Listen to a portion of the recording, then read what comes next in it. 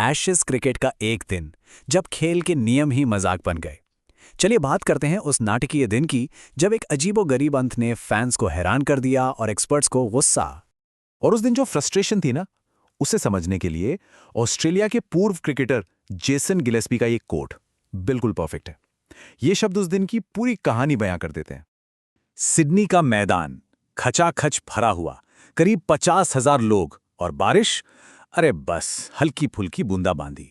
और फिर भी अंपायरों ने खिलाड़ियों को मैदान से बाहर भेज दिया। जरा सोचिए उस वक्त मैदान में कैसा माहौल रहा होगा। गुस्सा, कंफ्यूजन, सब कुछ। तो सवाल उठता है कि आखिर हुआ क्या था? ये इतना अजीब, इतना कंट्रोवर्शियल एंड हुआ क्यों? और इसका जवाब जानने के लिए हमें थोड़ा पीछे जाना होगा, मतलब दिन की बिल्कुल शुरुआत में। तो चलिए बात करते हैं ऑस्ट्रेलिया के उस एक फैसले की, जिसने असल में इस पूरे दिन के ड्रामा की नींव रखी थी। 137 साल, सोचिए 137 साल। पिछली बार ऑस्ट्रेलिया ने सिडनी में बिना किसी फ्रंटलाइन स्पिनर के टेस्ट मैच खेला था साल 1888 में। मतलब एक सदी से भी ज्यादा पुरानी बात है ये। ये एक बहुत बहुत बड़ा गैम्बल था। मतलब ये दाव सिर्फ एक दाव नहीं था, ये इतिहास के खिलाफ एक दाव था। जिस सिडनी क्रिकेट ग्राउंड को स्पिनर्स का स्वर्ग कहा जाता है, वहां ऑस्ट्रेलिया उतरी सिर्फ और सिर्फ पेस अटैक के साथ। ये एक ऐसी स्ट्रैटेजी थी जो या तो आपको हीरो बना देती या फिर जीरो। और देखिए, कप्तान स्टीव स्मिथ के शब्द खुद कहानी कह रहे हैं। ऐसा लग रहा था कि वो खुद इस फैसले से खुश नहीं थे, लेकिन पिच की हालत और टीम की जरूरतें, शायद इन सब ने मिलकर उन्हें यह फैसला लेने पर मजबूर कर दिया था। तो ठीक है, जुआ तो खेल लिया गया। अब सवाल ये था कि मैदान पर इसका नतीजा क्या निकला। चलिए देखते हैं कि दिन आगे कैसे बढ़ा। शुरुआत में तो भाई ऐसा लगा कि ऑस्ट्रेलिया का ये गैम्बल जैकपॉट लग गया। इंग्लैंड ने बैटिंग तो चुनी, लेकिन उनके टॉप के 3 बल्लेबाज डकेट, क्रॉली, बेथिल एक के बाद एक आउट होकर पवेलियन लौट गए।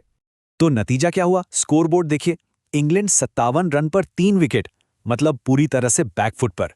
ऑस्ट्रेलिया मैच में पूरी तरह से हावी था और उनका वो बड़ा जुआ एकदम सही साबित होता दिख रहा था। लेकिन क्रिकेट में कहते हैं ना, it's a funny old game.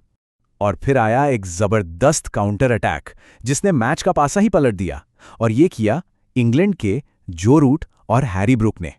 154 run, ये थी इन दोनों के बीच नाबाद पार्टनरशिप। इसने ऑस्ट्रेलिया के उस बिना स्पिन वाले अटैक की लिटरली धज्जियां उड़ा दी। जैसे ही पिच से पेसेस को मदद मिलनी बंद हुई, ऑस्ट्रेलिया के पास कोई प्लान बी था ही नहीं, कोई स्पिनर नहीं, कोई वैरायटी नहीं। याद है वो स्कोर 57 पे 3? अब जरा इस स्कोर पर नजर डालिए, 211 पर 3। कितना बड़ा फर्क है। इस एक पार्टनरशिप ने इंग्लैंड को ड्राइविंग सीट पर ला खड़ा किया, और ऑस्ट्रेलिया का वो 137 साल पुराना जुआ अब एक बहुत बड़ी, बहुत महंगी गलती लग रहा था। तो अब जब हमें पूरा कॉन्टेक्स्ट पता है कि मैच किस मोड़ पर था, चलिए वापस चलते हैं उस अजीबोगरीब अंत पर जिसने इतनी बड़ी कंट्रोवर्सी खड़ी कर दी। तो असल में हुआ यह था, खराब रोशनी का हवाला देकर चाय से ठीक पहले खेल रोक दिया गया, और उसके बाद खेल शुरू ही नहीं हुआ। सोचिए, इंग्लैंड जो इतनी जबरदस्त लय में था, उसकी लय टूट गई। ऑस्ट्रेलिया जो बुरी तरह फंसा हुआ था, उसे एक तरह से एक लाइफलाइन मिल गई, और हजारों फ्रेंड्स वो बस निराश और गुस्से में थे। और ये सब हुआ एक नियम की वजह से, बैड लाइट रूल या खराब रोशनी का नियम। अब ये नियम कहता है कि अगर विजिबिलिटी इतनी कम हो जाए कि बल्लेबाजों को तेज गेंद देखने में खतरा हो, तो खेल रोक दिया जाएगा, भले ही स्टेडियम की फ्लडलाइट्स क्यों ना जल रही हों। और अंपायर्स को लगा कि नेचुरल लाइट पेसेस को खेलने के लिए सेफ नहीं थी।